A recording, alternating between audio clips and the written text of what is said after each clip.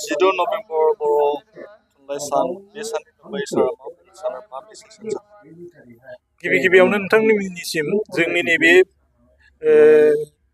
जों जे फालिदों बर' थुनलाइ सान बा बर' साहित्य सभानि मोनसे जोनोम सानखौ फालिनायाव नोंथांमोनहा जे फैनानै जोंनिसिम खस्थ' खालामनानैबो फैनानै नैबेखिनि खामानिखौ मावनो फैनाया मिडिया माबानि थाखाय बिराद गिदिर मोनसे खामानि आरो जोंनि थाखाय मोनसे नोंथांमोननि खामानिया मोनसे बाख्नायथाव जादों। बेनि थाखाय आं गिबियावनो नोंथांमोननो आंनि गोसो सिंनिफ्राय साबायखर बावग्रोबाय।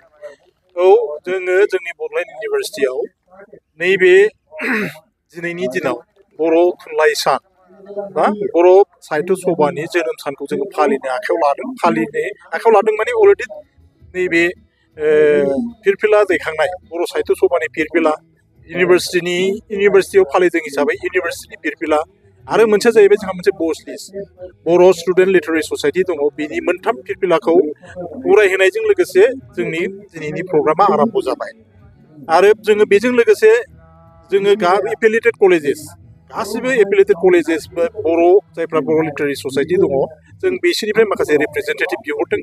बिथांमोना फैगोन दिनै दा बेलासिहालागै बिसोरो गावसोरनो फैनानै गावसोरनि रेजिस्ट्रेसन खालामफैनानै जोंनि नैबे बर' थुनलाइ सान फालिनायाव बिसोर हेफाजाब होफैगोन, मोजाङै मोजां फालिगोन। जोंनि थांखिया जाहैबाय जोंना जोंनि बर' राव आरो थुनलाइखौ जाय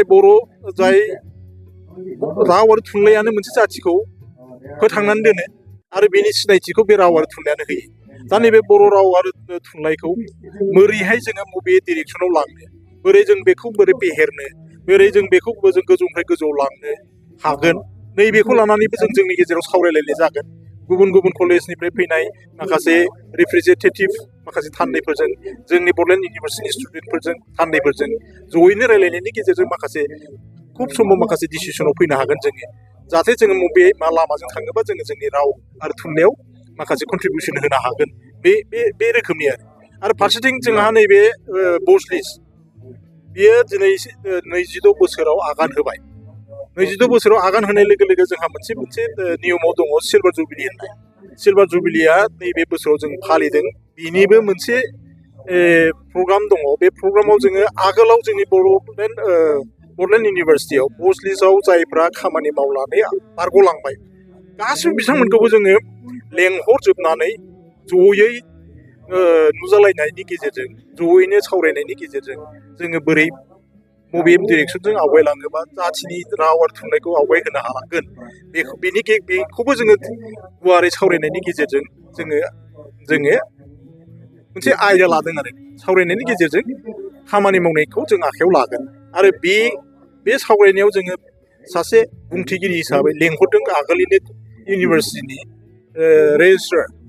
रिटायार्ड रेजिस्ट्रार डक्टर शेखर ब्रह्म बिथाङा फैगोन।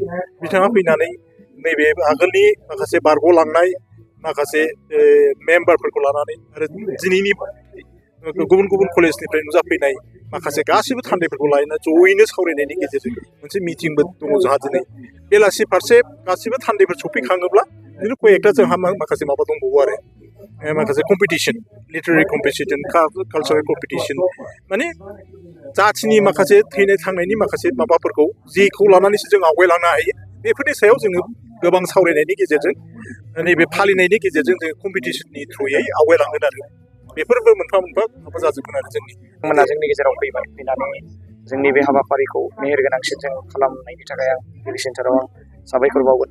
नंगौ, दिनै जों मिन्थियो दिनै बर' जि साहित्य सभा थामहिनबा बर' थुनलाइनि दिनै जोनोम सान।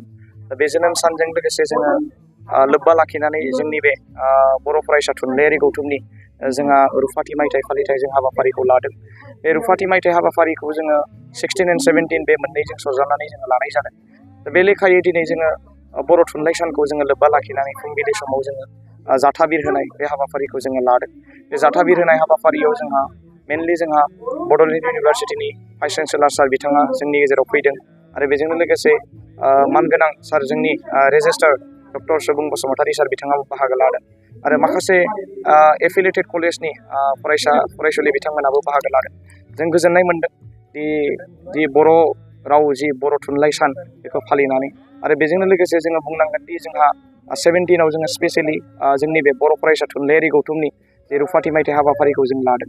बेवहाय जोङो मेनलि जोङो सरजाबनानै लादों खन्थाइ बादायलायनायनिफ्राय जोंहा हारिमु बादायलायनाय नङा होमबा हारिमु बादायलायनायनिफ्राय जोंहा माखासे सुंद' सल' बाथ्रा दान्थेनाय हाबाफारिफोरखौ जोङो लादों आरो मेनलि जोङो बुंनो थाङोब्ला जि बर' फरायसा थुनलाइयारि गौथुमनि मेन जोंहा तत्त्वआनो जाबाय माने मत्त'आनो जाबाय जोंहा हारिमु थुनलाइ सिबिनाय आरो बेजोंनो लोगोसे जोंहा बर' राव दा बे बेलाखौ जोङो सरजाबनानै बे हाबाफारिखौ फालिनो थाखाय जों